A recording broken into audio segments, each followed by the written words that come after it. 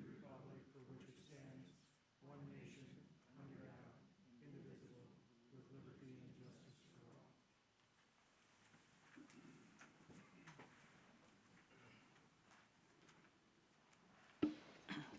The first item on the agenda is the public hearings, and this is for the rezoning of different parcels.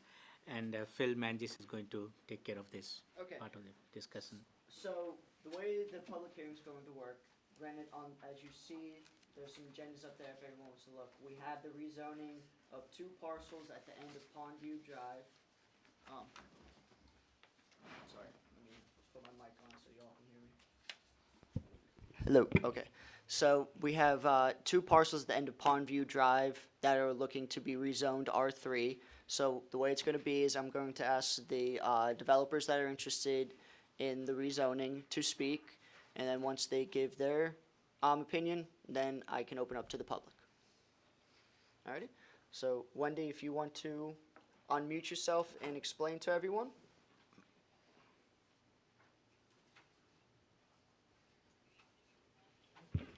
Hang on. Wendy, give me a second. Let me see if we can increase the volume. No, we can't.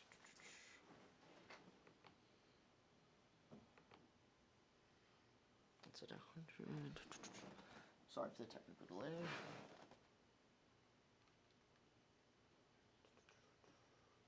Oh. Accessibility shortcuts, 17 items, voice guide. Sorry about that. There we go. Okay, Wendy, speak now. See if we can hear.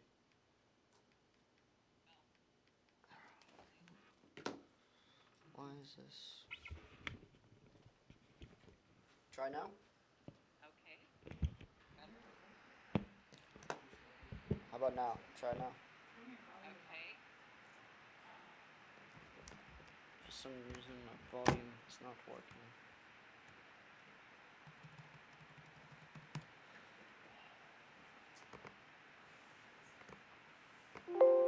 There we go. Okay, try now, Wendy. Okay. There we go. Okay, great. Good evening, everyone. My name is Wendy Anderson. I'm based out of Springfield, Minnesota. I work with the development team for workforce housing, market rate apartments. It was brought to our attention through a market study from the city of Arlington over a year ago, probably in 2020, that there was a shortage on housing, especially for workforce. So we have put together a plan to bring in 54 units to 27 unit buildings to the city. We're working with the owners of the land to have this rezoned again, because it originally was zoned as multifamily when we first started. So Anything else, Wendy, you'd like to add? So, as far as the quality of the housing that we do bring in, they're energy efficient, net ready zero. It brings best indoor air quality for the people that live there. It also has less cost to utility bills. So it helps the people. We're running this as an 80% of median income. So it's not out of the cost range, but these are not low income housing. So this is for typical workforce, teachers, police force, anybody kind of in that range of salaries. Okay. We do have letters of support, the letter of support from the superintendent of schools, and letter of support from the city. And we were alerted that there's a new business coming to town that's growing that will need housing too. So I'm open to questions whenever that's ready. Right. And I open up the floor to anyone from the public that would like to voice their opinion. If you do, one at a time, please step forward, sit at the white chair. Just turn the mic on. Does anyone like to speak on the matter?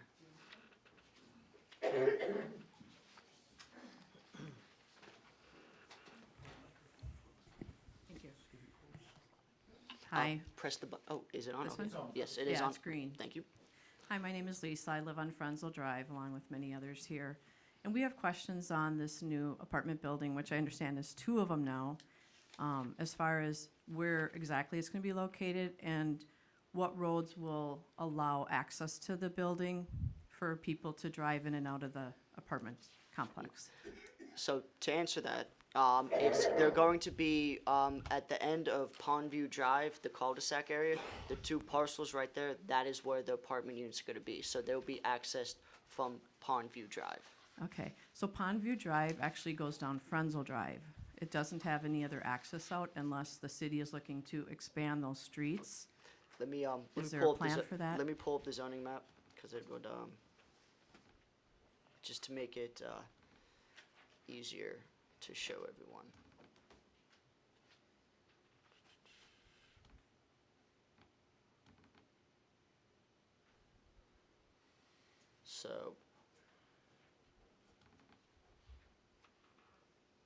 So these 2 parcels right here, as you see. If you don't mind dimming them slightly.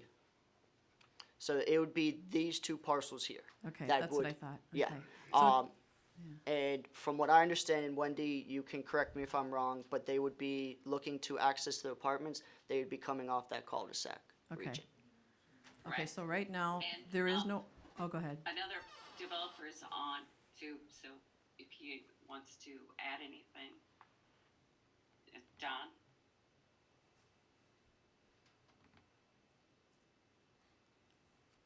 I'm sorry, I didn't understand. I didn't Mike hear. might not. Hang on.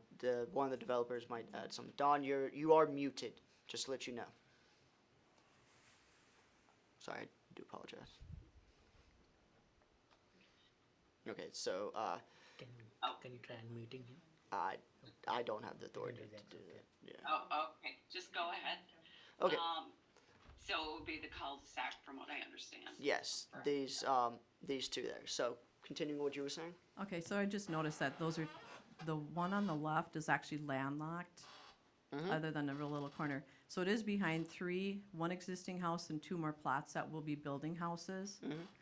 So right now, is there any plan to take Pondview Drive and extend it to like Highway 9 or out any other direction?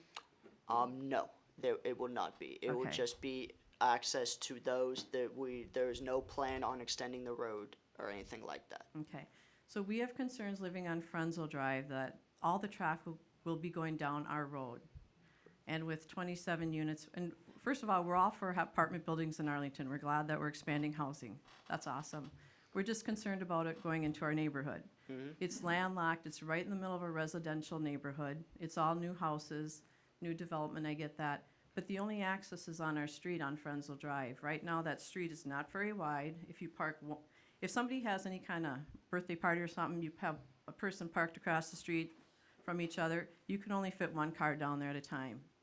So that's gonna increase the traffic by a lot. I mean, I couldn't even imagine if there's 27 units in each building, if there's 2 people living in a unit, that's 54 people. If they each drive a car, that's over 100 cars going back and forth to work every day, twice a day, plus other errands.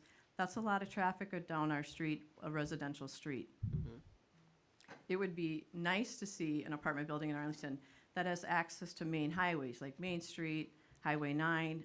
Is there a possibility that the change could be, or there could be a change to build it closer to Highway 9 by like buildings, like the Amberfield Apartments that are already existing there? Have it in that type of neighborhood? Well, there is projection, as you see in the zoning map, eventually, as development does continue, that it will actually connect to Highway 9 from right here. It's just currently, right now, it will not. So that is in the future plans of this area. When are they planning on putting up the apartment buildings?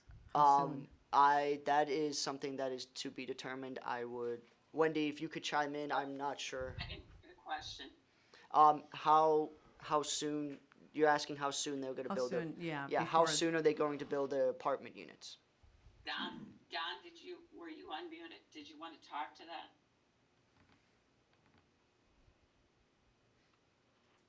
I thought he was unmuted. We're going to start as soon as we can, but you know, the whole process does take time. So there's soil testings, groundwork, soil borings, all of that takes time to get done. Then you don't want to be putting foundations in the fall if it gets that late, because we won't be doing work over the winter, so it might be a spring start.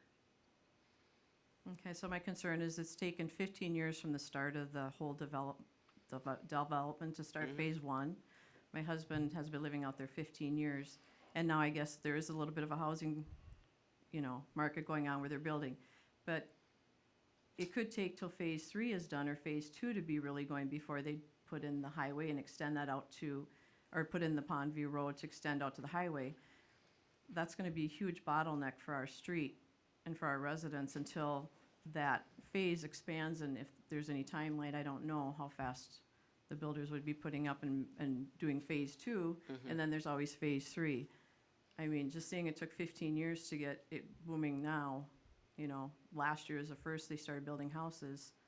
Are we gonna see that road being congested for 15 years, Right. 10, 15 years to get the development done to open up another street? No. Bill, Go are ahead. you able to unmute Don? He's Bill, he can't get unmuted.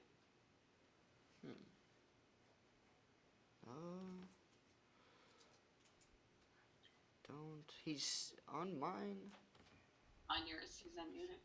Yeah. So one thing that has always been there is a sign that says this is a multifamily development area. So that's I know has always been out there. So it shouldn't be anything new. Well, I will say that based off the plans and particularly that I've found and the data that I've gathered, and there's information there for you. Particularly those two parcels have the capability of having multi-units and stuff there. Now, I'm not sure how long or whenever they were planning on installing them and stuff, but from what I'm looking at a development angle, Frenzell was going to be done in two phases. Phase one's already been complete. Phase two is, let me pull up the map. Phase two incorporates extending this road and pretty much all this remaining portion out. So I honestly, to be frank, I'm not sure how long it's going to take. It all depends on the market and the developers and things like that. That is eventually the goal. The downfall with planning, with development and planning, sometimes there are some slight growing pains that we all have to deal with. But eventually that will be remedied. So that is there. We have looked into it, particularly from what the data I've gathered. The planning department has looked into it, and we do plan on remedying this. It's just currently right now, I can't give you any guarantee that it'll be remedied soon, within the next 5 years. So I'm not sure. It all depends on market and how the developers and everything works out. Would there be consideration of a different area, or are they pretty set? Those are big Well, lots, I see that. Currently, right They're- now, there's not a lot open for sale. This is literally, this area right now is the only place that we can actually, that is able to do development right now. Everywhere else, the land is, I've talked to people, but there's nothing else, nowhere else. I've looked into it, there's really nowhere else. And phase two and phase three, they wouldn't even start there until, Well, like I said, it's only two phases. So there's, phase two is already in the works of doing Okay. it, being fleshed out. So I'm not sure how long phase two is going to last. Like I said, it depends on the market and demand and everything like that. Currently, Arlington's growing, so I could say that hopefully if things continue, that it'll be fleshed out sooner than later. But at the same time, it really would depend on the economy and the market. anybody else have any questions? Okay, Wanna yep. come up here?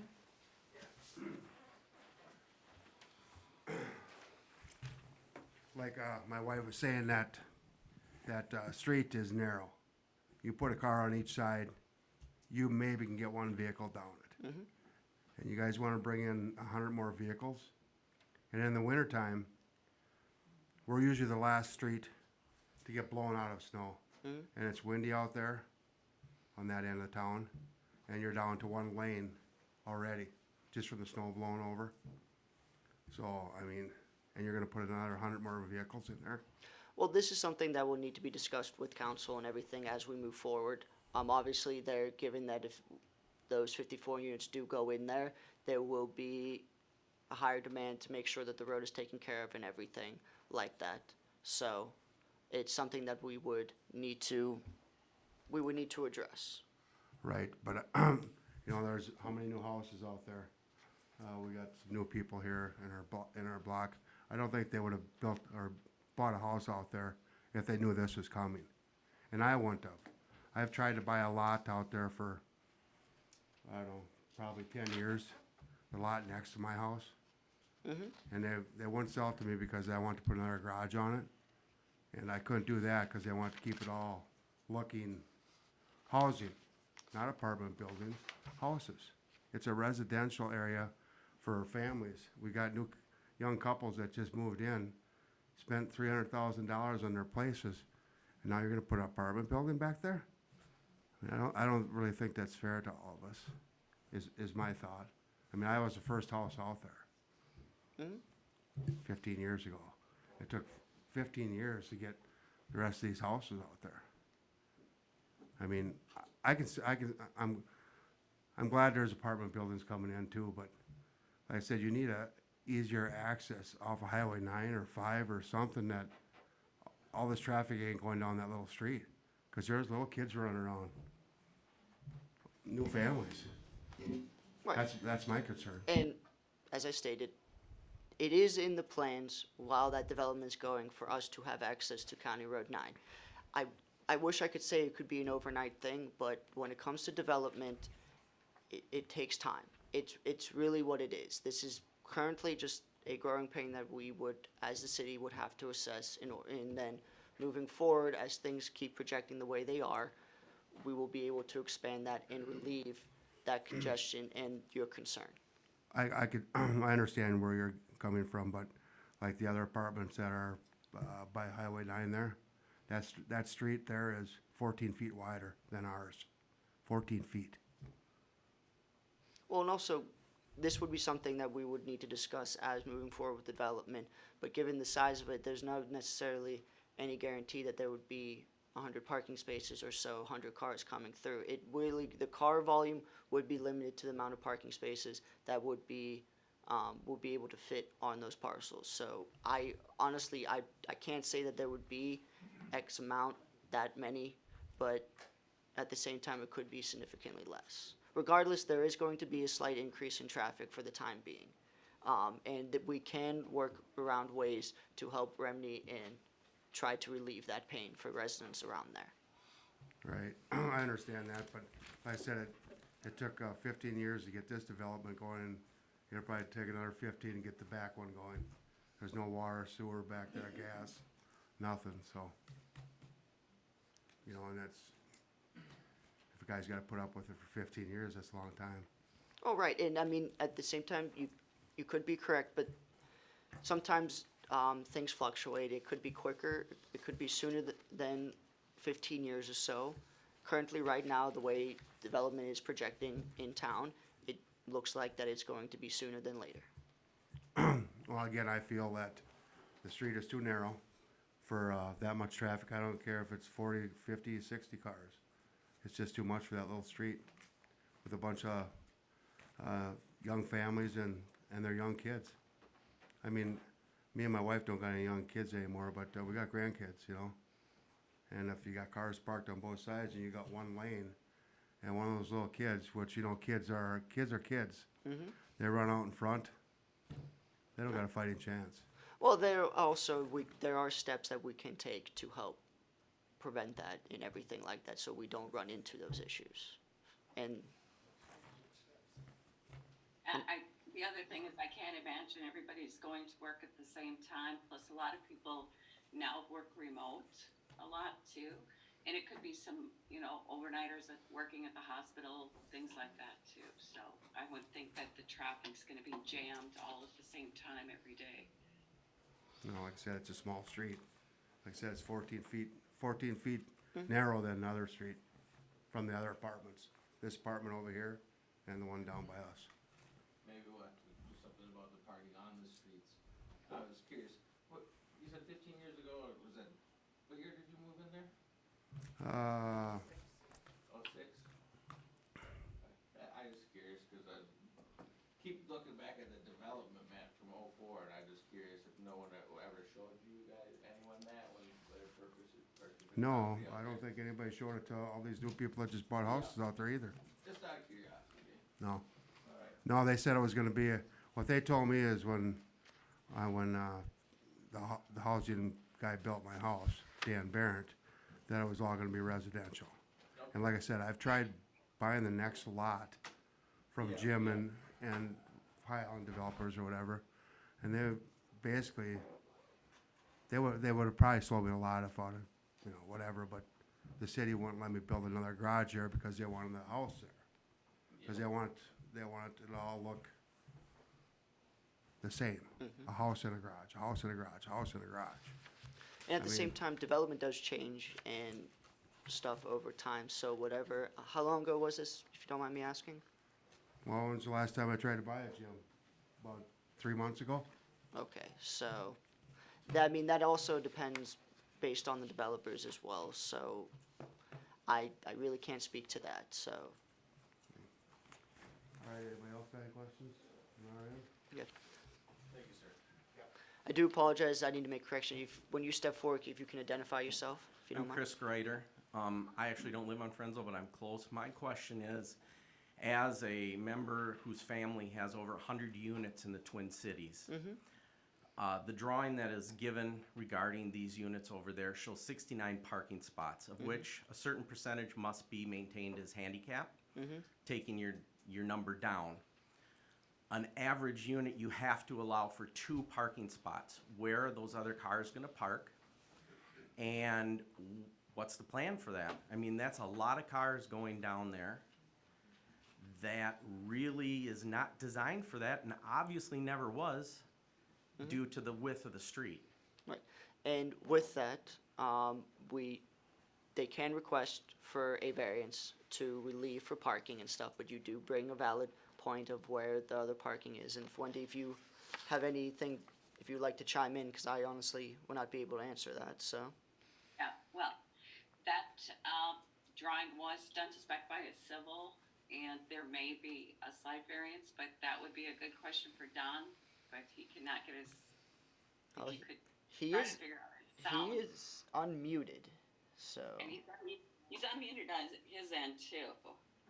I'm not sure But why. The other thing is that another option is underground parking. Okay, Okay, that area, if you put underground parking in there, you're gonna have to provide floats for the vehicles that are down there. There's a water issue in that whole end. My other question is, as As I big, mentioned, we're gonna do soil borings too. well, I verify all understand that, but that whole area has been filled. I've been out here 17 years, I watched some of it get filled. Okay. I guess my other question, this obviously is a major change, being I was not even aware that it was gonna be 2 big units. Why are you not here in person? I'm sorry, guys, I have a sore throat, and I didn't want everybody to get sick tonight, so I decided because I was gonna drive over. What about this Don? Don lives in Laverne, Minnesota. Oh, this is a Which is pretty probably- big development. I would have assumed at least one of your representatives would have been here. I met with the city in person, and I know that I've worked with Amy before on projects too. So I apologize for not being there in person tonight, but I woke up with a sore throat this morning and did not want to get anybody sick. Anybody else? Wendy, if you could have, Dawn, you have my email, if you could shoot me an email, given we having this issue, I can relay what he's saying. Cause I'm not, or he can put something in the chat. Oh, you know what? And we were there viewing this. Don was there with myself earlier this summer, last summer too. So we've all been in Arlington. Well, Either way, if Don wants to just add something into the Okay, chat. now, we're looking at a zoning change tonight, right? Is that what we're Correct, doing? yes. We So, haven't let's, done the final civils yet. right, so let's let this resident speak. May you mind stating your name? Yeah, hi, I'm Abby Johnson, and I am new to the community or on Frenzel Drive. We just purchased one of the new constructions on the road. We have a toddler who is 21 months old, and we moved away from a town where we lived next to an apartment building because of the fear that she might get hurt. And now I was told that this was a quiet family community with only single family homes. And I understand if there's townhomes or something like that. But to bring in an apartment building on a small road like everyone has stated, where families are coming to a quiet community to raise their families just isn't right. I specifically had asked those questions because of that fear of having so many cars going down a road. And now not even 8 months, October we moved in, and we're already having to deal with that. I just think it was misleading, and for Arlington to bring that into a quiet community, just they can find somewhere else or have a different entrance into the apartment building. Anyone care to comment? Maybe your realtor misled you because there's always been a multifamily sign out there for development. So I'm sorry to hear that. Appreciate your time, thank you. Hey guys, my name is Brandon Ding. I live at 224 Frenzel. I saw you printed off the thing I sent. Yes. Thanks for that. Didn't know I was going to be getting that printed. Bad humor there. I guess I voice everybody's concern too. I actually went around the neighborhood and kind of brought this up to people. My dad, he's very close to the building trades, so I understood what this was saying. And a couple of my neighbors that I don't know if could get here tonight, a couple of them I do see, all the new ones, there was 5 homes built since I moved here in October of 2020. And, you know, I share my neighbor who just spoke same concern of, I'm a younger individual. I thought this was going to be a great place to raise a family. And I also moved away from Minneapolis, so feel like, and I understand if it was zoned at one point for this, but the fact of the matter is that the reason this meeting's here is because you're rezoning it. So it's not that it is zoned for it. If it was at one point, that I understand that completely, but we're having this meeting to rezone it. And I think all the new homeowners feel like a little bit cheated. I mean, for when I moved there was nobody there, cul-de-sac. Looked like a great little, development. I mean, it looked like it was gonna be, I'm cool with townhomes. I have no issue at all with the R1 to R2 proposal. But the R3 proposal, in my opinion, it just seems, it seems a little bit crazy to me. I lived at an apartment in Edina that had a very specific layout, similar to what ours would be. And if you're proposing 227 units, that's 54 units if my math is correct. And you're remote work, regardless of the situation with COVID. Nobody's here in a mask anymore. Like, people are gonna have to go to work, and you're gonna have people blazing up and down that road. And I don't know where you're gonna put a stop sign that makes sense. And frankly, that's a little bit worrisome. We all have dogs and stuff. All the neighbors' dogs are really close. And I guess that's my general question is we're here to rezone it. So I continue to hear that it was already rezoned as that. And that makes perfect sense to me if you didn't have houses already built there. There was a decision to make 5 houses in the addition to the 3 that were already down that road further, not counting a couple that are already up on the road.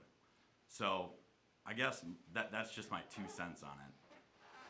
Well, the infrastructure, particularly to go off what you're saying, is looking at the plans and stuff, from what I've gathered, it does seem at one point it was projected to be able to handle at least apartment complexes or multiple row homes. For what I'm not sure why, because I have not been able to acquire the data why it was zoned as it is R1 when the utilities and infrastructure that was set up for it was designed for it to withstand multiple units on those parcels. So going off the data, it does seem, particularly on a zoning perspective, there's two factors. That the infrastructure is there and it'd be stable to put it there. And two, based on our comprehensive plan, we are looking to increase residential housing, and part of our increase of our residential housing is to bring in more apartment units. So, based off those two things, this would seem a logical place to put them. Yeah, no, and I think growth is great. I think Arlington's a great community. That's why I picked this. I love small towns. I grew up in Annandale, so that's why I live here. But for that same reason, I didn't think that apartment building was going to be placed at the end of my road. I understand that you want to have it somewhere. To me, there's, as Lisa mentioned, there's an apartment that's, right along the road there. I mean, that seems like a logistical spot. If lots aren't for sale, I get it. But it just, to me, it doesn't make sense. Okay. And I respect your opinion. And like I said, going off the data, going on a planning perspective, going off those two things, from what we looked at, that seems, and particularly off the reports the data report that I have, it necessarily wouldn't be an illogical thing to put there. Now, granted, I cannot make that decision. So, but just going off the data, that is from what I've determined. Do you have a rough estimate of how much rent would cost for like a one bedroom? Wendy, you can chime in. I don't have that at the moment in front of me, but I do believe it was in the 875 maybe. I don't have all those facts in front of me tonight. And that could change based on the market and everything like that. So 875 for like a one bedroom. I let's not quote that. I'm just guessing that. I don't have it in front of me. Yeah, and that's fine. And I understand it's just being planned. The reason I bring that up is just simply to state the fact that existing homeowners and the new houses for the 5 people that just moved in, that's going to impact their real estate value. I can't factually say that, but I can guarantee you that if Well, you're in your this definitely is not a low income property. This is Yes, I get that it's not low income, but the fact of the matter is that you go from a residential development to, well, that's a newer house, but there's an apartment at the end of the cul-de-sac. We don't want all the traffic. Like that's. I understand what you're comparing these two, because if you've ever seen the quality of what's been built, these are the A+ standard of building. I'm talking about an ownership standpoint, though. I'm not talking about quality. The quality will be exceptional for what, 5 to 10 years, and then what's going to happen to it? No. These are quality built. So you're not used to seeing the kind of apartments that we build. I guess I'll have to take your word for that. At the end of the day, there's going to be 2 people in that cul-de-sac that just bought houses, and they're going to have an apartment building as neighbors now, and that's a fact. And that's just that's the truth of it. So I don't have any other comments, though. Thank you guys for your time. Oh, thank you. Thank you. Anyone else would like to step up? If you mind stating your name, sir? I'm Dwayne Kester. We moved there approximately 3.5 years ago, thinking it was a quiet neighborhood, and it is. It's a beautiful neighborhood. I can understand why you want apartments, but 54 frickin' units? I mean, it's ridiculous. And you talk about, get back the parking, you got 60-some parking spots in there. What's gonna happen when they have visitors and stuff like that? They're gonna park on the street. Right, And that as is you a know, the concern. street hasn't got room for it. My grandsons live down in Mankato. They're in an apartment complex similar to this. They only have room for 2 parking, or one, well, actually 2. But there's 3 young guys living there. They all got vehicles. So somebody has to park out in the street. Okay. And where are they gonna park when they have to move so? What's gonna happen then?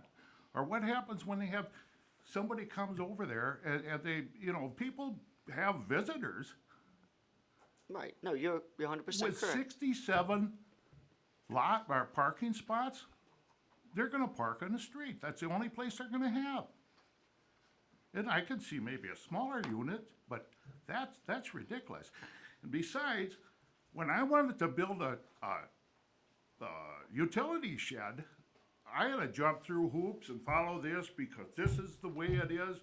This is a restricted, you know, this is how it's, everything's gotta be kosher. Well, now you're gonna build a big frickin' apartment building? Well, when it comes to particularly utility sheds and like this, there are steps based on our zoning regulations that you do have to follow.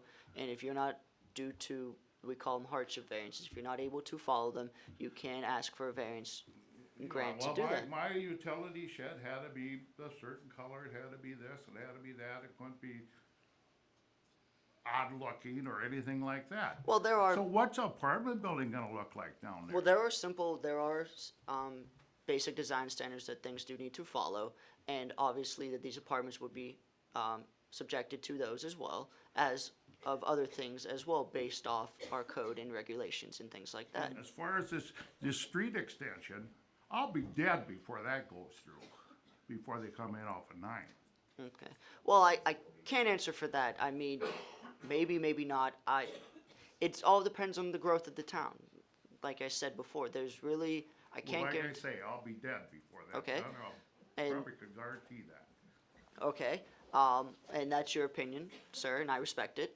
It's just, I mean, and you bring up valid points that, while we, moving forward, if this would be rezoned, we would need to discuss during the preliminary plat process and everything to address those. Currently, right now, this is very, very, preliminary in the works, so those are questions that we can address now, but we would really need to see a layout of how they're going to do it in order to properly address those issues that you have.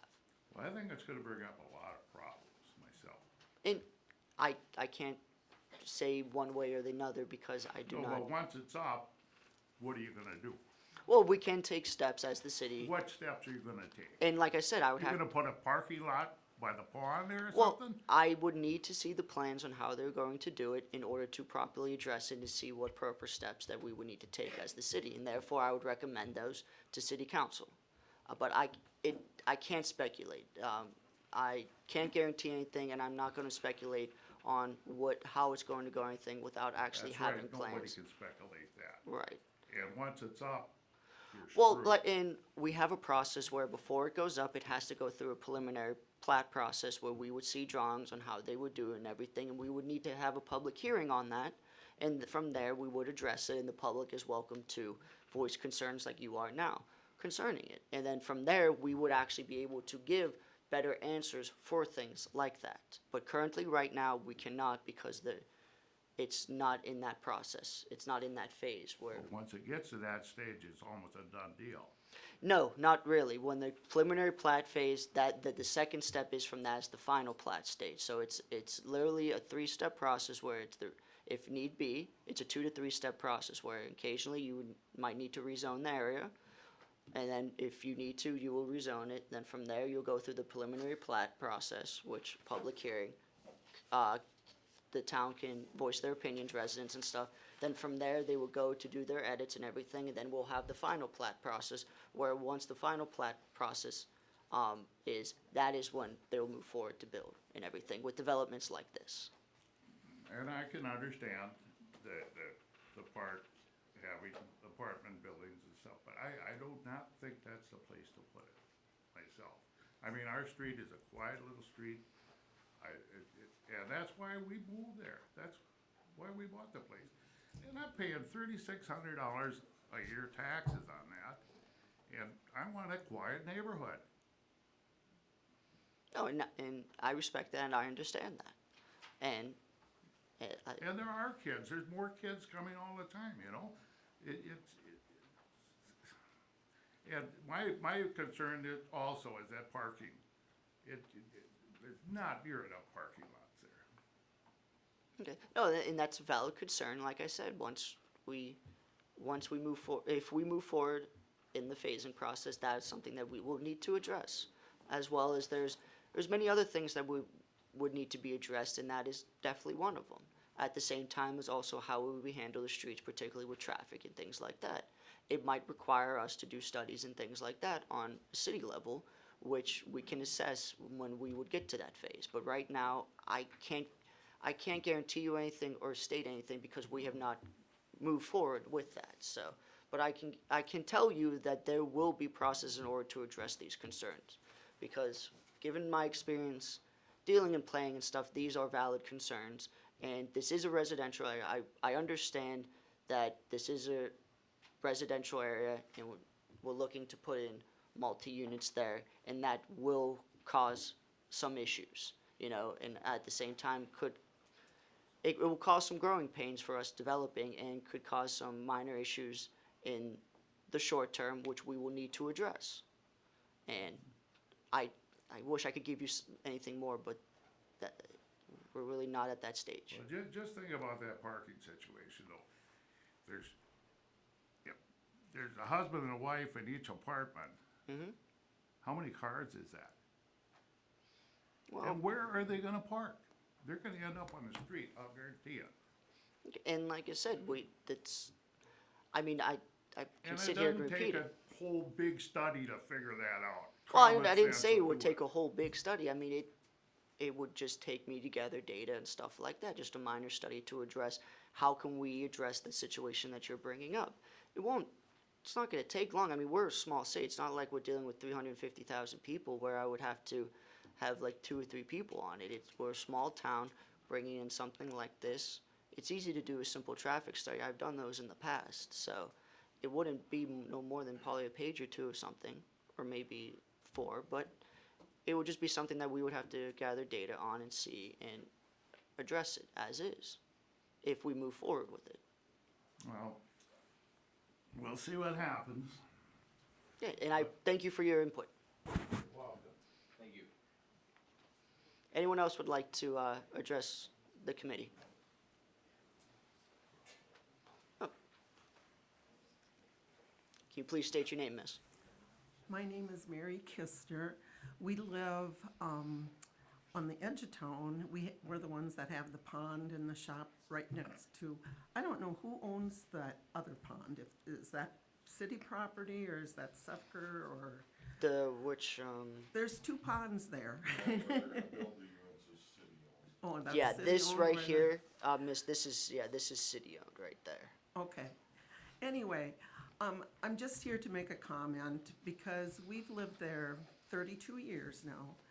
And when we built that and dug that pond, there was so much concern from the city about us digging that pond that we had to fence it for safety. And that was way before there was any development. Amberfield, the main street didn't even go out to number 9 yet at that time.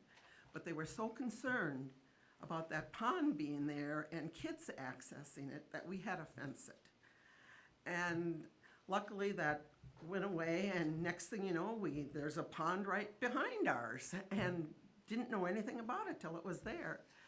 And now we're gonna put 2 big apartment buildings with people there right next to that pond and ours.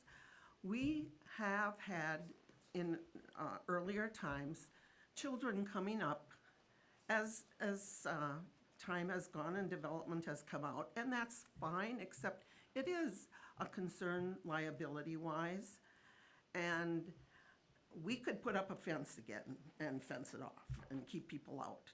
But you have another pond now there, and if you're gonna bring in a lot of people and with kids, what are you gonna do about that pond and the safety of some of those?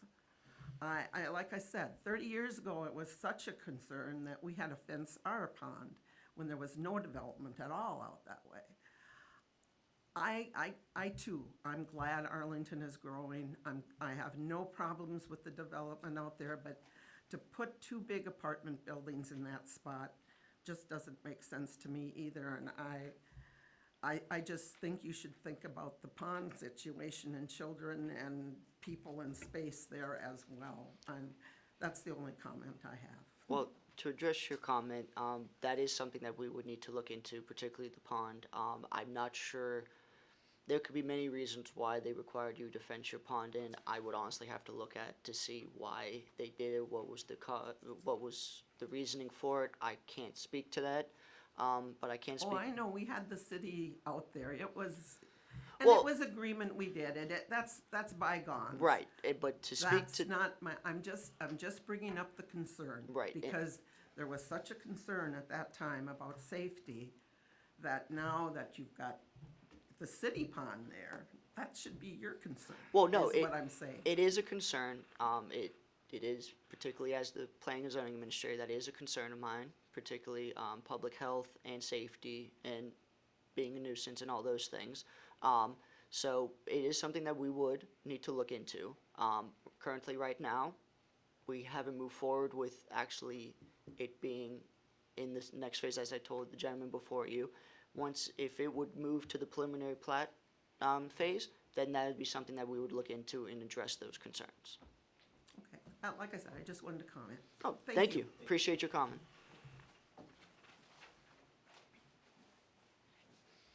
Sorry, I'm back. Oh, but it's all good. You made comments about Arlington, the infrastructure study. Correct. Arlington is almost famous for lack of infrastructure that functions properly. As somebody who has been flooded out 3 times now because of the wonderful infrastructure. What study was done? Where is it? And does this need to be tabled until we have a proper study put before the city Well- and the residents in the area? Because I find it hard to believe that 54 units all flushing their toilets and doing dishes is going to make it through the system.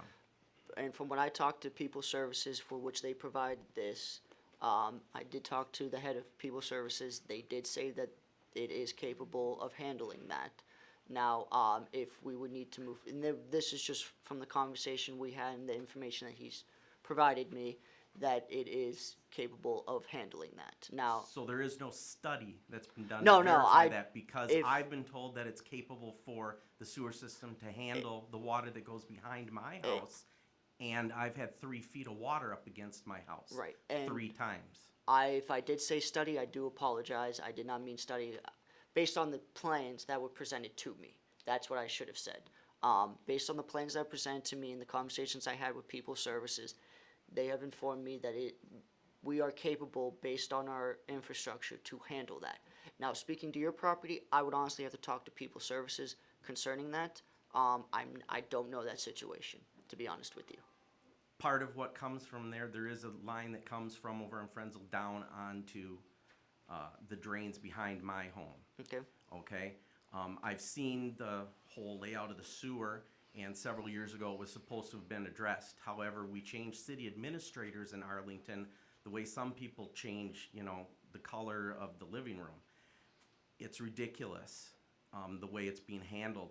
And really, let's see an actual study of the amount of sewer needed and so forth. If that was designed for a multi-unit, it wouldn't have been a narrow road. Okay. Okay? It couldn't have been. It looks to me, from what you're showing us up there, that it's already been plotted. Where do you come up with that? And if you're talking about all these other processes that need to happen for another hearing and stuff, is that really what's going on? Or is this just another, we're gonna push this through? Because that's the way it seems to be, unfortunately, with Arlington, happened. I live in a development that was pushed through, that we all have some pumps running almost 24 hours a day because the property out there is so dry. That's ridiculous. I can't speak for past. I And- understand that, and I'm not wanting you to speak for past, but But I'm what I telling you, can, what I can say where's now. the study, the official study guaranteeing the rest of the residents that are on Frenzel and other places Well, that that it's gonna work? Because, as I said before, with the units that I know about that are up in the cities that my family owns, we've had issues where they've put more apartment buildings in and it backs up. So where is the study guaranteeing for the residents of Arlington that this is gonna work? Where's the study guaranteeing that all that water from two very large parking lots, according to the preliminary drawings, I understand, where is that all gonna go? You're gonna lose 8 to 10 parking spaces on an average winter for plowing, Well- unless you haul the snow. And I can guarantee you a developer doesn't wanna haul snow. They just wanna get as many people in there as they can, get their rent and make the buck. No problem with that, free enterprise. However, when you have the amount of parking that's in the drawing that we've been presented, with the amount of units, there's a lack of parking. There's a lack of where's the snow gonna go. You're also, to me, it looks like it's plotted. And you're putting units up against the pond. If they think they're gonna put underground parking like they said, she's got a better chance of seeing Jesus walk down that road. Well- It isn't gonna happen. Michigan State is made, the whole bowl is made on a pond. That's I mean, Michigan I State, know, we're but not you talking can about do that. It's possible. Jesus doesn't have to walk down the road to do that. I know it's I'm sorry, we possible. don't need blasphemy here. Well, I know it's possible, But but the it's thing not is- possible The thing is, we. to park those cars. Okay, well, this is 2004 where they put up this map. And Okay? there's 16 units proposed. 16 units is a lot different than 54. Not at a developer rate, at 3.8 cars, family, it's almost 64 cars. Versus 108. If you have 54 units, 2 cars per unit, that's 108, I believe. So we take the parking off the road, I mean, there's things to do, that can be worked around. The whole Jesus comment was, I apologize The- for that, but it's Over the top. frustrating. Because Let's- I've been dealing with the city for so many years, oh, I and understand nothing that, gets done. But anything can be done, and we can work around it. And Where would you put enough parking? like she said, Because you underground, also, if she wants to. you still can't get it. You spend have to have 5 so million many. to Put in an underground parking, she can do that. Do you really think they're gonna spend the money No, for I that? don't think they're gonna do that. So But then I'm we've just answered saying. that question. And they have to have so many units, so many parking spots that are handicapped. I This know, has I know brand the to- code, sir, I do, but I'm just saying. There isn't enough space. Well, this is also a thing too. Based on, we also have to look. I mean, we might need to do a study, but it's also based on pipe size as well, particularly through flowing in there as well. But from, like I said, from when I talk to people services, now granted, there are things. This is something that we can discuss. That if it might be wise that we could do a study, it would be up to the city council to determine that. That is not necessarily a planning decision. If there should be a study or something like that, and particularly to address these types of issues. But like I said, from what I talked to people services, and from what I've looked at, and from the plans they presented to me, it does seem that we are capable of withstanding that, given the certain size of the pipes and everything like that. So, from what I'm gathering, from what they presented to me, and from the data that I've gathered, it does seem sustainable. So, if we would need to do, moving forward, if we would need to do more, to gather more information to make sure there's a guarantee of it, we can. At the same time, the pond back there is also a stormwater pond. So there might be options to use that to help finagle and push things out that way. Some of it does dump into that pond Right. already, but there's still not adequate piping coming out of there. I was told that by a past city administrator. Well, and 4 years, well, now and it'd then be the, 4 years and ago, then actually. and I've had people service, the head of people service, tell me differently. So I'm sorry, I'm not going off what the past city administrator says. I'm going off of what the head of people service tells me, because he's in charge of this. So if he tells me that we can withstand that based on the infrastructure that is there, I'm going off of that, particularly since he has provided me with drawings to show that. So I understand your concerns, and they are valid, but I have to go with the person that has provided me with the data that, from what he said, backs it up. Now, like I said, we can maybe moving forward, we might need to acquire more data, maybe do a study to see if this is 100%. But from what I'm looking at, it looks sustainable. And the qualifications of People Service, they are an engineering company that has looked at all of this stuff. Because Like I said, he's the provide- maps that I was shown stated that there was a 24-inch pipe going behind our house. Okay. When they actually went and checked, it was 16. Okay, I can't, sir, I cannot speak to your I house. understand it, but that's what I'm saying is, how can we guarantee, how can people serve, or you as the city guarantee that this is really gonna handle it if there's mistakes that haven't been straightened out in years and in other areas, and where's the study that guarantees it? Well, and like I said, if we have to, if there have been errors in the past, like I said, I have to look into it. I'll be honest with you, sir, I don't know. I have to look at the data and assess this. If there have been errors in the past when it comes to this, then we will address them, and if we need to, we will go out there. I will go out there personally with People Services to double check this. I'm not going to pull the trigger on this half-assing it. Pardon my language, but I'm not going to do that. That's not why I was hired, and that is not why it was put in this position. I was put in this position to make guarantees, to go off the data, and to make sure that things are done accordingly and to the book. That is the reason why council hired me, and I will do it by the book. And if I need to, I will do a study, and I will go out there and look with People Services to make sure that that happens. But going off of what I have right now, it looks like that we can do it. Looks like or can be done. Based off the plans that have been presented to me, it looks like we can do it. Now, if I need to go guarantee that, if what you're saying is true, and from what research that I can do, and I'm not trying to call you a liar, but I have to do research to see if there have been errors made in these types of plans and stuff. If there are errors in them, then I will go out and guarantee it. That's all I can say. But currently, right now, I have to go off the plans that have been presented to me, and going off the plans, it is stable enough to handle those. Okay.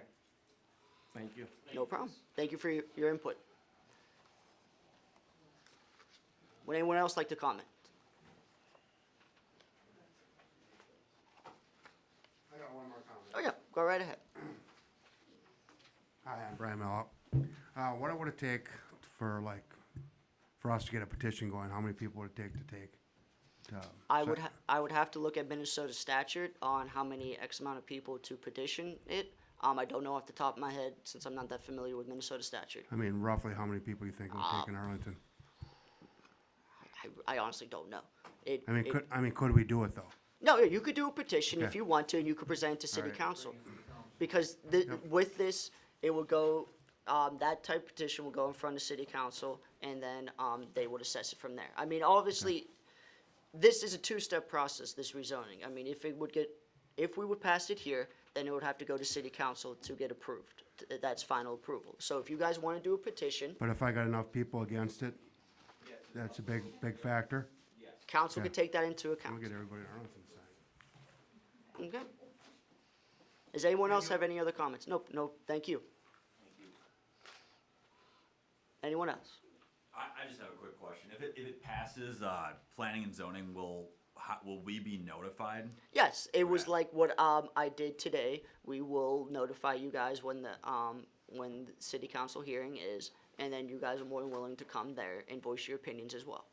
Perfect, thank you. No problem. Anyone else have any comments, concerns?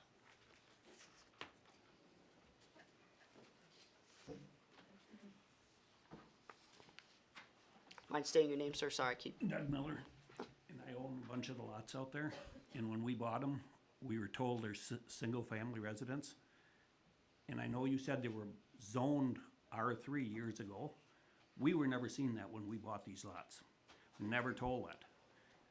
People bought houses from us, and we never misled anybody, but it makes it look like we did. And there's no way that is right. And if you say that infrastructure's in, you're wrong. Because if it is, why is that road so narrow that you can't, if we bring machinery in there, we can't have cars on either side of the road because you are not gonna get through there. When you have 54 units, you're gonna have 108 vehicles. That cul-de-sac there, how are the cars gonna get out in the morning, in the evening? It was designed for 16 units. I understand that, and it would handle 16 units with no problem. But 108, that's a lot. And if they're going to put 108, shouldn't they have, It's 54, sir, sorry. okay, 108 parking spots is what you need. You're right. if they're gonna put 54 units in, shouldn't they have, before they get the permit to do it, or before you pass it, a plan showing where they're doing with the cars? Everybody makes the joke of doing it underground, and I get it. I mean, yes, anything can be done, but shouldn't they have a plan showing where they're gonna park these vehicles? Well, and that's what the preliminary I mean, plan th- process is. They should have that before it goes any farther. They should show how this is gonna go. I mean, I don't live here and I'm upset about it. And the poor people we sold houses to, I can just imagine what they're going through. It's not right. I mean, if you put 16 units, that's one thing. 54 units is a lot of units on a street that can't handle it to begin with. I guess that's all I really have. I mean, Okay, and I thank you for your comments, sir. Thank you, Doug. Brian, do you know, is it a 28-foot street, 30 to 32? I guess I just kinda walked it off, but it's, the main street that's by the other apartment, that's like 12 to 14 feet wider. You know, but I mean, if you park a car on each side of the street, It must be a 28-foot. you can only get one vehicle by there, and you're almost touching mirrors. It is, I went through there, when there's one on each side. Yeah, it's tight. You get your car through, you better pay attention where your mirrors are. When it blows out there, Dave, my whole side is, I was out there this winter, cause I was looking at building out there. there's a couple times I was going through the snow like that much, and that was like at 11 o'clock in the day, because the city wasn't out there yet to move snow. And that's no lot. Does anyone else have any other comment concerning this rezoning? Yes. My name's Al Kistner, and I live next by that pond. And the only thing I want to say is that there's one hell of a lot of water coming down through there. And when we moved out there, we had dug the pond and everything, and the water was under control. They made the new developments for Amber Field and all that. And the city guaranteed me that there wasn't gonna be any more water coming down towards me. Well, they lied. And I got flooded out a heck of a lot. Well, the engineers didn't come up with the plan to take care of the problem. So what we had to do is put a field approach in, and I came up with the idea and put a culvert in, and the rest of the water would flow out in the meadow that I had owned at that time. Well, that took care of part of my problem. And then my daughter and son-in-law built their house there, and we get a lot of water out there yet. And we flood over in the back, and I've had water almost all the way up to my shop. Okay. And so, like, if they think they're gonna do anything underground, you better plan on having something really stable, because it's not gonna happen. Okay. And let's be clear. That was just, we don't know if that's going to happen or not. That was just something that was commented on. So there needs to be soil studies and things like that. But I appreciate your comment concerning that. And even with the development, which I'm okay with, but you get big parking lots and stuff, you're gonna have a heck of a lot more water runoff, and you're gonna increase that water problem a lot. And right now, you get a heavy rain and everything's flooded out there. I mean, those ponds, there was times where we had water from my pond over to your other pond, the storage pond.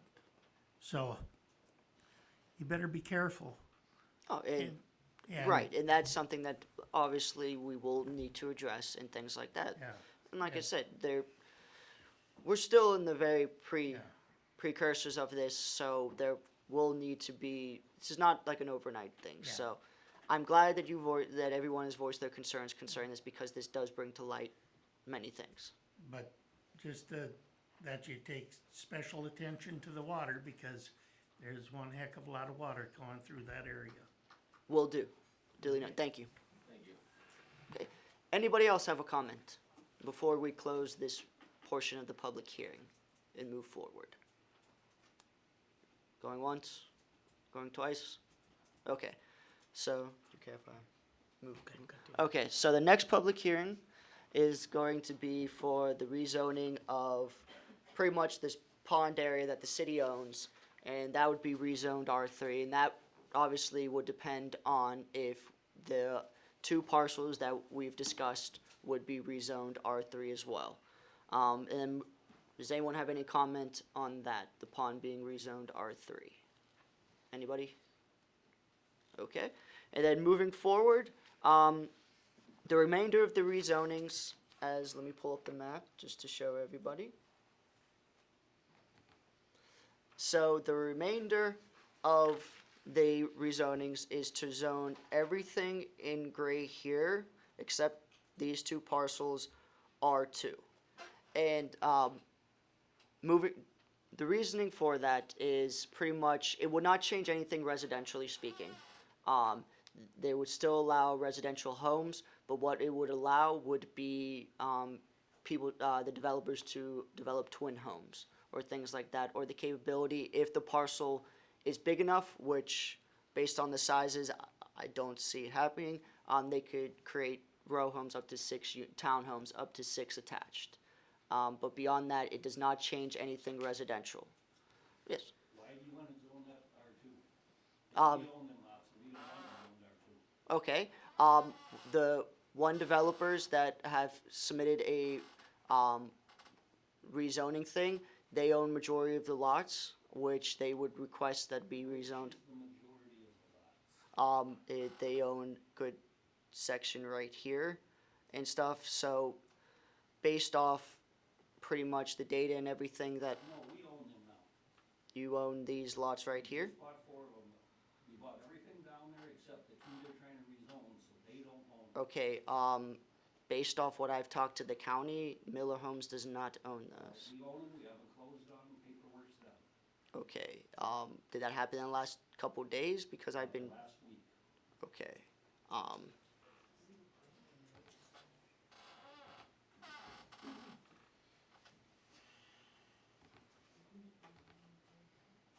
so, from what I'm looking at, So how is that majority, when you go in a community, the majority should be everything in that whole street should have a vote on it to get rezoned. oh, and that's why we're having the public hearing on these rezonings. But one person wants to rezone it because they own 2 lots. They want, They want to rezone theirs to R3, first, but in order to R3, they gotta get the rest the of it to the developer, sir, if you'd like to step up instead of yelling, the developer does not own just 2 lots. They own a good chunk of the lots, and going off of what Sibley County is, because they update these, they own a good chunk of these lots. They are requesting to rezone these R2, and therefore, based off the data and the zoning research I had, it would be sound to rezone the whole area R2. I mean, like I said, it doesn't change anything residentially. Like, if you want to still build single-family detached homes, you can. changes it for the simple reason, if ours is R1, they can't put R3. They gotta have ours R2 in order to be R3. No, I'm not sure what you mean by that. If you rezone these portions right here, everything but these 2 right there, it will be R2. You can't put multi-units, like up to 10 units on them. That's not how our code works. You can put twin homes on them, or like I said, if the lot, if you could fit them on there, which based on these sizes, I've measured them and stuff, it's not possible, you could put 6 row homes. So why do you wanna zone them? If it's not possible, why do you wanna zone them to an R2? Because for the developers, it seems logical for you to give variety when it comes to single families. Can't be done because the lots are too small. Well, you also have the option of creating twin homes on them. I'm not saying you have to create multiple row homes, up to 6-unit row homes. You can get the possibility of creating maybe twin homes or something like that. It gives you the option to do that. It gives you more variety to do single families. Run that in phases from an R1 to an R2 to an R3, No, we're not, that's not what we're doing. That's not what our comprehensive plan projects. Our comprehensive plan projects that these would be residential homes, okay? And particularly in this area, majority of this area. And based on the infrastructure, it would not be designed to allow multi-units. The only area that based off the data I said would be these, that you could maybe put multi-units, but for the remainder of it, going off our comprehensive plan, it would not be logical to phase them into R3. I'm not sure what you mean, sir, by changing it midstream. Excuse me, sir. Mr. Miller, if you want to, can you come up here so everyone can hear, and then we do record all these, and then, so people can hear everything besides the one side. It's just, I don't see why you have to change them lots into R2 when the people don't want them to be in R2.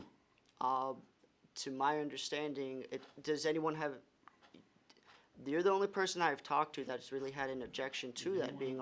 Lots to be in R2? I'd prefer if they all stayed R1. Okay, so there's, To R1. okay, so you all would prefer this to stay Yes. R1, so it would be developed into single-family Yes. detached areas. Okay, and that is duly noted. So when it comes to us passing this, we can take that in consideration. So, because like I said, going off the data I have, it just seems when it comes to development, to provide more variety for single-family, that we could give that option. Would you be willing to share with us what lots you purchased? I really can't tell you right now. Yeah. We just bought 4 of them. Okay. They bought the 3 next to us. Four of them between us and, Miller owns this, that. Because I know you have a home right there on, Yep. on the side. Did you go left then, or which would be west? Let me see, from what I'm not even sure. going off from what the county, I've seen the county, from this parcel right here, moving up to this parcel, Miller Homes owns. Yeah, that was a pretty From here Yep. to up to here, No, we're not up around that next yeah, corner. from here to here, the other developer owns them, and they would like to see those R2. They submitted a rezoning application to see those R2, and further, gathering data and everything, and looking at our comp plan, it just seemed logical based off my planning perspective to rezone this whole area R2. And like I said, it's not gonna, if you guys still wanna build single-family detached homes, you can and stuff. It's not really going to change any dramatic thing. The only dramatic, really, if you wanna look at a dramatic change, would be this down here. Everything else would stay I the was same. always understood you had to phase it in from an R1 to an R2 is like a buffer zone, and then you get to the R3 before the apartments. So, In some cities, yes, you can do that, but that's not, you don't have to. You know, the way buffers work is you could do buffers with zoning. At the same time, you can do buffers with screening, landscaping, and things like that. It really would depend on how the planning of that city or area would project it. It varies. It's a case-by-case basis. And with us, I mean, if we're looking at heavy industrial, yes, you might want to phase in some residential or some type of multi-units to do that. But given that this is all residential, I get what you're saying, and it's good for a town to grow. We see it all over.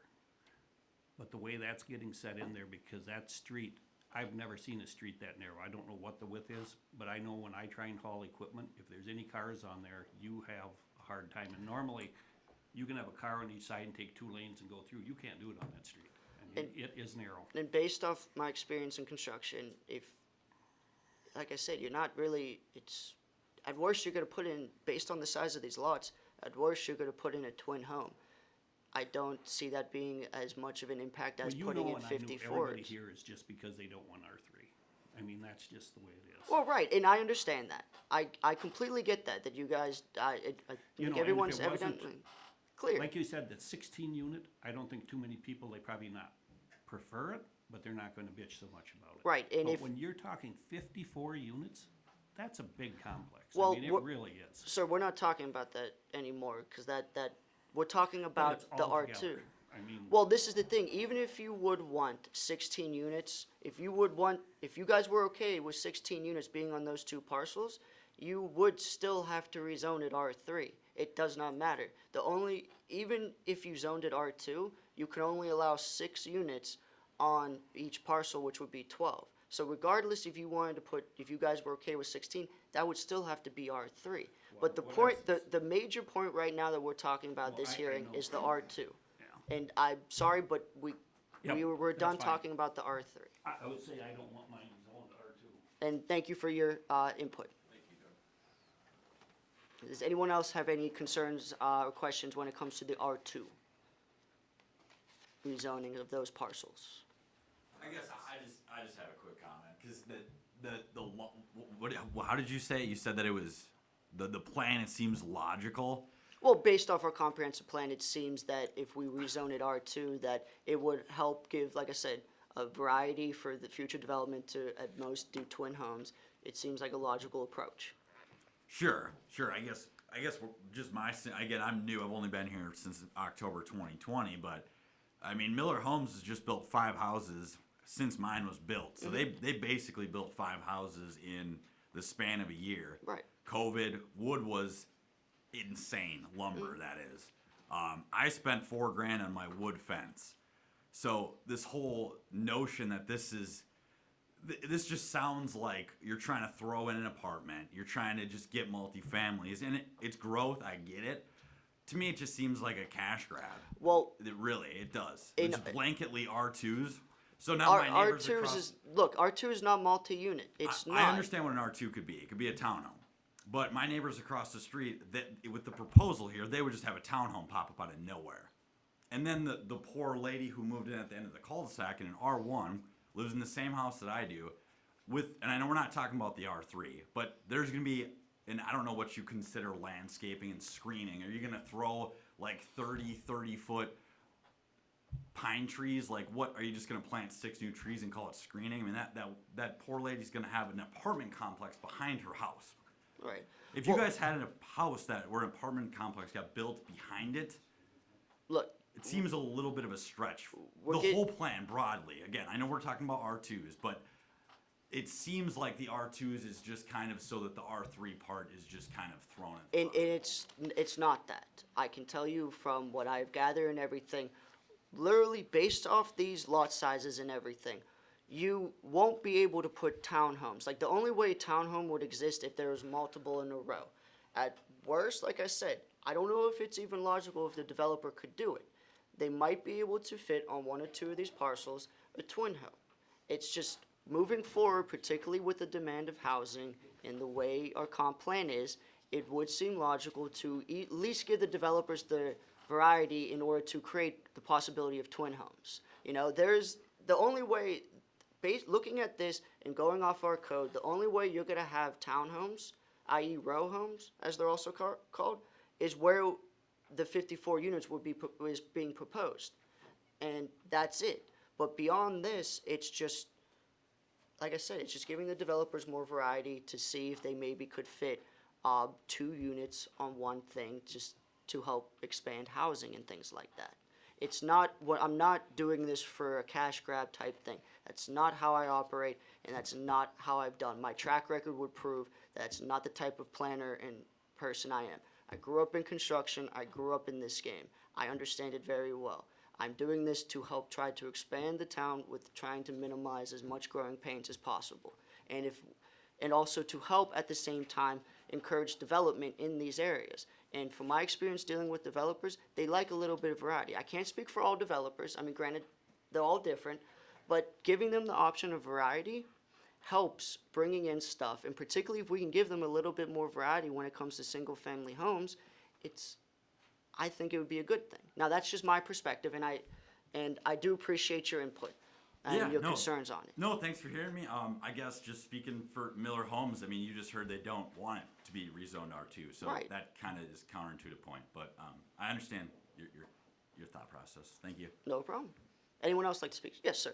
I'm just wondering, is so? Please, do you mind just stepping up? And stating your name, if you don't mind.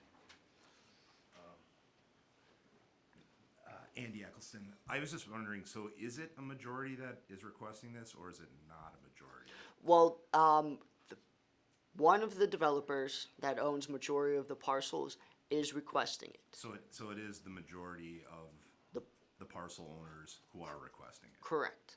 Okay. Yes, and from there, that has led me to looking at this information to see if this would be a logical approach to rezone the remainder of the area to R2. Okay, that's all.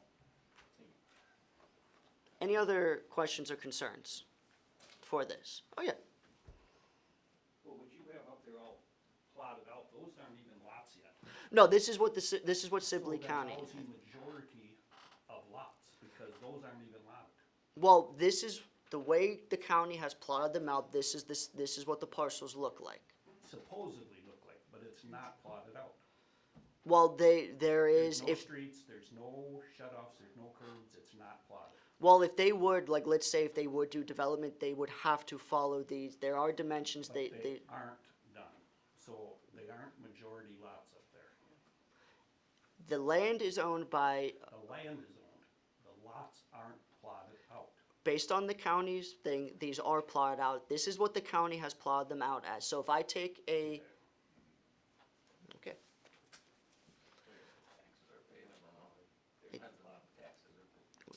Okay, anyone else have any questions or concerns during this for the R2 public hearings? Okay, going once, going twice. Okay, close the public hearing. Okay, are we done with this? Yep, close the meeting. Okay, so if there are no more questions, then, I close the public hearing, bring the public hearing to a close. Thank you. Have a good day, everyone.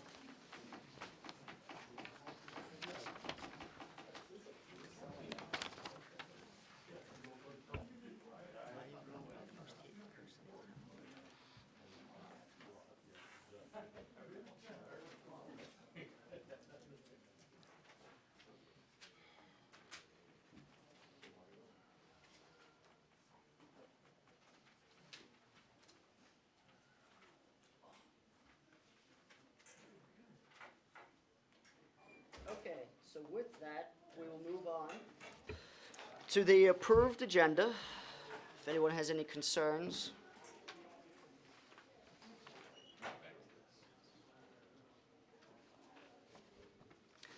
Amy, do you mind shutting the door, please?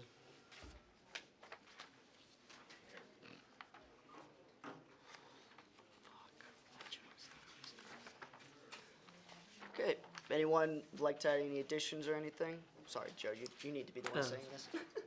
No problem. It's good to continue, just saves me time. Okay, is everybody okay with the agenda or any additions or to this? If not, then, I'll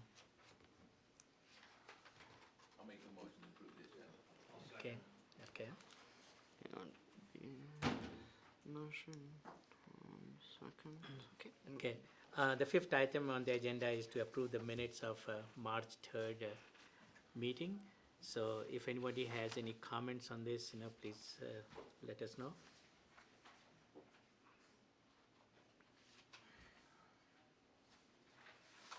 I don't wanna make a motion to approve the minutes for the March 3rd, 2022 meeting.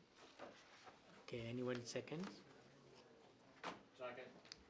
Okay, so the meeting minutes is accepted. Now we move on to the sixth item, which is the resolution for approving. Sorry. If you don't mind, I might interject. Before moving forward, I went on record. Should we table these or not? I think so. Yeah, yeah. I have a lot of questions. I have a lot of concerns with the apartment buildings, a lot. And then my next follow-up question is, should we bring Wendy and the developer in and talk to them? Definitely. Yeah. Okay, that's what I figured, given the fact that I'm. out there, I wanna know the width of that street. Let me know, we can, if the committee would like to, we could schedule something where we all can go out and do that. But I feel particularly after this meeting, we need to make sure that we are on point with this, because there's a lot of anger, I wouldn't say anger, there's a lot of concerns with this. So, So for items 6 through 21, shall we table this? yes, 6 through 21. Okay. Take. And now, do we want to do sorry, I don't mean to interrupt, Joe. Do we want to do a time frame on this, wait till next meeting, or how do we want to do this? Just table them until we move? I hate to waste that much time if someone wants to get going on development. Is Wendy still on? No, she left. Could we do it in, I mean, we probably should.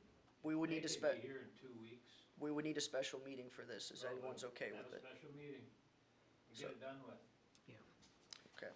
Can you, They're gonna, the residents are gonna wanna know, the builders are gonna wanna know, everybody's gonna wanna know. And I Right. don't know that we wanna drag it out from Plus either we do it or city council does it, because, I mean, we could vote and see, and then, if it passes, well then, that doesn't necessarily mean the council's gonna pass. Look, that's true. Brandon, I know what you're saying, but I think going on from what we just think, I think it is our duty as the head of planning and the Yeah. planning of this town that we should be the ones that make sure that all our ducks in a row before this is presented to council. Way too many questions. Exactly. I 100% agree with you, Dave.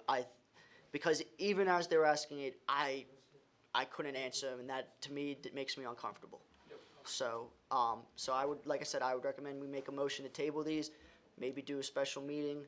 I'll let you all know, talk to Wendy, and we can go from there. We're bringing like people services for the special Right. meeting, bring in Well, everyone we need to answer the Right. questions. Someone that can address the issue of water runoff down to Engineer of some sort. I will do. You gotta have them all there. I will do the legwork and let you guys know by the end of next week. And hopefully Wendy and them could provide the engineer and the other. Provide more information than was needed today. So, Do we know what the standard is when you build, they kept saying 54 units, 108 cars. No, that There's is- a lot of units there that have one person living in them, they're an older couple, and they have one, is there a standard that apartments have to have? In If you our- have 20 units, you have to have this. yes, based on our zoning code, if you have apartments, like apartment complex, 2 parking spaces per unit. That's a So standard. Then they'd have to have a variance for that. Yes, as I stated. And then the next question, of course, and I will go through that later, is where are we gonna put them? Because the street's not an option. Right, exactly. Yeah. No, it is When not. the snow comes, you're gonna have a major, I mean, if the other road went out to the County Road 9, I think that a lot of these people might be a little more comfortable with this. Yeah. But when can the city afford that? And it's easy to say, well, we'll do it in 4 years. Well, you gotta get it in the budget, it's Yeah. probably $2 million. It will. So, that could be 15, who knows? When there's grant money available, whatever it may be. So, all right. Do we have any zoning laws as far as, how do I wanna question this? How many houses or apartments can be built on a certain width street? It's more based on it's based on our regulations. So let's say if they want to build 54 units, if they want to be permitted without having to go through any variances or anything, they have to meet our setback requirements, height, and all this stuff. But even still, if they don't have it or parking or anything, they can still request to build it, but have to go through variances in order to do that. There, they would need to have a strong case on why they would request that variance. So, moving forward, just because it's getting late and we want to wrap this up, so if you want to make the motion. Okay, this item 22, discussion edits of the Well, no, fence code. make the motion, state the motion. Motion to table Okay. 6 through 21. Okay, the motion to table item 6 through 21. I'll first that. Okay. Dave. You want someone to make the motion? Yeah. I'll make the motion to Okay. table 1 through 6. Okay. 6, I'll second it. 6 through 21. Alrighty. So with that, then let us move forward because this is really where I was trying to get to. As we discussed last meeting, discussion of edits of the fence code. I sent you all my edits and everything. If you guys want to, we can table it and wait till further discussion. on it, but this is pretty much a breakdown of what I think we should add. I incorporate some definitions. I'm talking to our land use attorney. He made the point, particularly our land use attorney that I work closely with given the fence issue. He said that we should have some clear definition for what we define as a butt for mixed zoning and screening. At the same time, I also, given that I was amending Green Isle's fence code, I figured it'd be wise for us to incorporate some temporary fencing in there. And snow fencing as well too, because I never even knew what the heck snow fencing was until I moved out here. And then portable security barriers, which is pretty much for like Arley Dazzle and like main events like that. We should have something to cover ourselves just in case. But yeah, I also incorporated, as we discussed, requiring variances if they do not meet pretty much the fence code, so they can request a hardship variance for it. I also permitted fences in the front being about at most 4 foot, and then if it's a street, it's a corner lot, i.e. a street lot, they could have a fence that's 30 units. Not 30 units, 30 inches. Sorry, 4-inch slip. I also did some language in the commercial fence area to define screening. Literally the difference between fencing and screening, because there was an issue when it came to Data Metalcraft where they wanted to put some type of fencing for screening for their HVAC units, and there was a resident was very concerned about it. Let's just leave it at that. So beyond that, you guys have any questions? If you want to table it to look at further. I have one question. Yes. Do these changes all address Mr. Kraft's issues? I believe so. That's my big concern. I also That's a believe problem. when you brought it up to me back a while, I do believe this addresses the concerns that you had when it comes to variances and things, how they can be granted or not. Yes. But my question is, how detailed do we want to get on the regulations? You know, if you leave it wide open, you're going to maybe have a lot of requests for variances, or if you make it too detailed, you're gonna have a lot of requests for variances.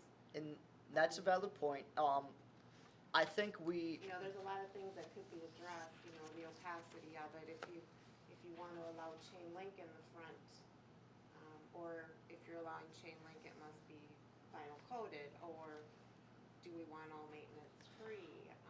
Well, you know. and that's something that we could, because based on our fence code, there is aesthetic stuff already worded in there. So what if they would request a variance, then that is something that we can address in the variance, because obviously fences, there needs to be an aesthetic thing taken into consideration. So I feel that based on our code and everything, as currently as it stands, it already addresses it. And then if, say, someone would want to put like a chain link fence on and we don't, given that it's not going to be aesthetically pleasing, we could address that as a design standard, which is it is actually, you can do that with variances and stuff. So I think going off that, that's something we can address in the variances. Also, when it comes to variance 2, we can also do heights. Good example is in Green Isle. We did a variance for a fence for an 8-foot fence and a residential, and the reason being is because of the location of it. It was only logical to allow an 8-foot fence on this one side, because if you did a 6-foot, it wouldn't provide privacy. So with those, it'd be a case by case. And I feel, given our definitions that we have a good foundation to go off that.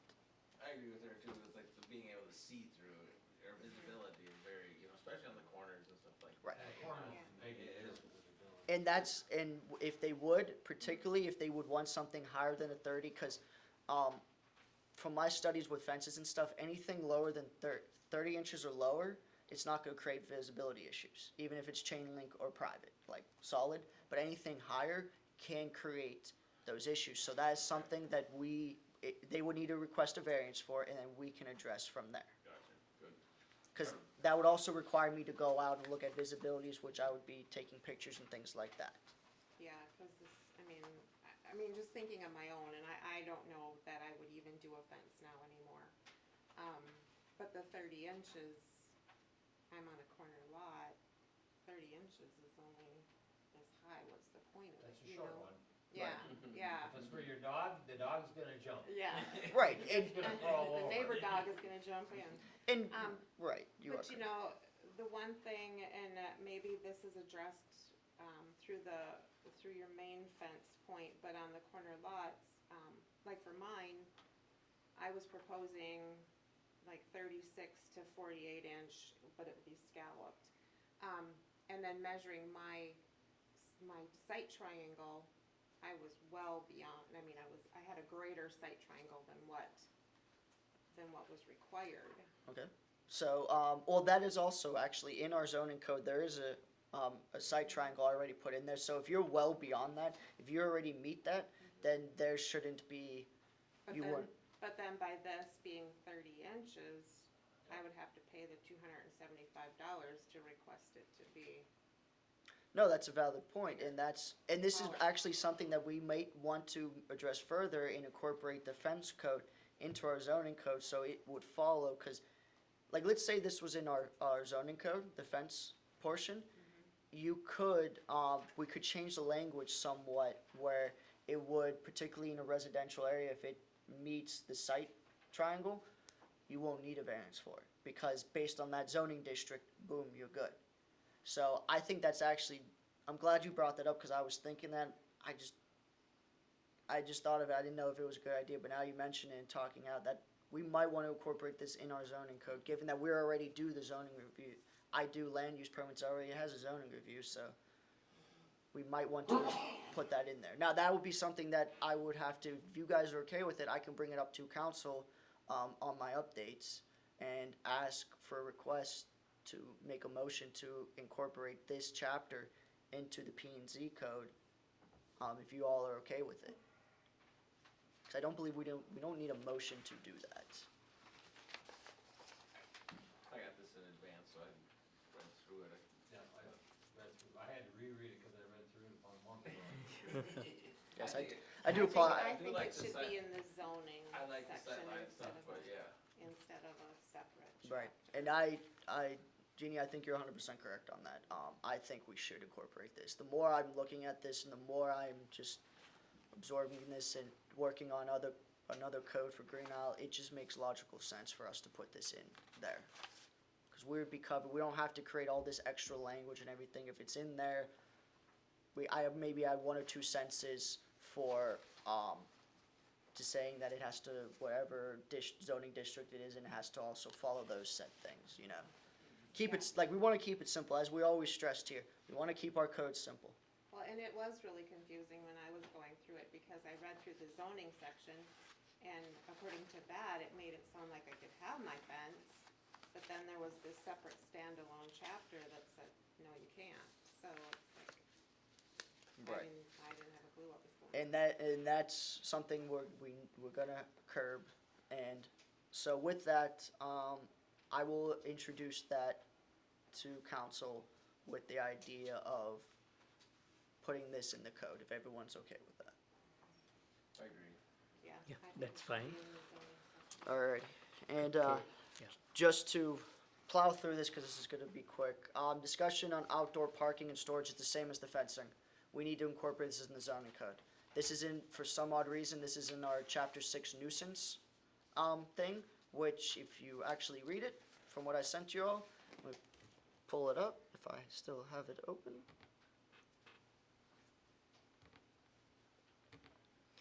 If you read through this, it's hang on, give me a second, sorry, let me exit out of this. This, it says no, it's literally, while you read through this, this is something that should be in our code. This is outdoor storage is an accessory structure. We have stuff in accessory structures. I don't understand why, I just don't understand why it's in here. In nuisance when it should be there. Because it talks about cars, parking, and stuff like that. Like, particularly from what we've all experienced. I know Dave and Gene and Tom, you are new, but from Brandon, from Joe, from what we've experienced since I've been here, a lot of like the garages and stuff are storing what you guys call toys and things like that, which I've never even heard that term before. So So, and it pretty much addresses those. Like, people have been asking me for about parking their RVs, like making parking pads and stuff for this, and I went off the code, and then I didn't realize, like, this was actually brought to me by a resident. And then I had to look into this, and like, all right, this needs to be adapted and put into the code.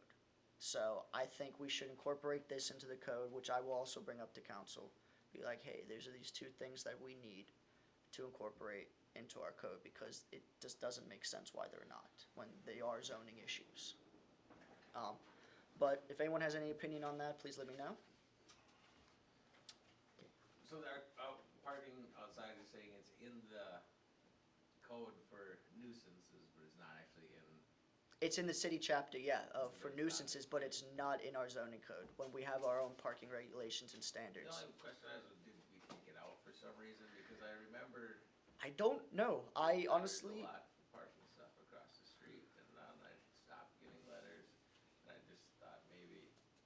well, You know, and I understand that we tried to clean it up and stuff, but it's the whole, but this is the, where is the, well, this is the funny thing, I do violations here too, so Yeah. regardless, if you're not following this, even if it's nuisance or in the code, you're still gonna get a violation, so regardless, in reality, it doesn't matter where it's at. Because you're gonna get a violation. I can tell you I've done a few violations based on the zoning code. I did one for a sign, I did a few for other things that, if it's part of the code somewhere, we should have it readily available.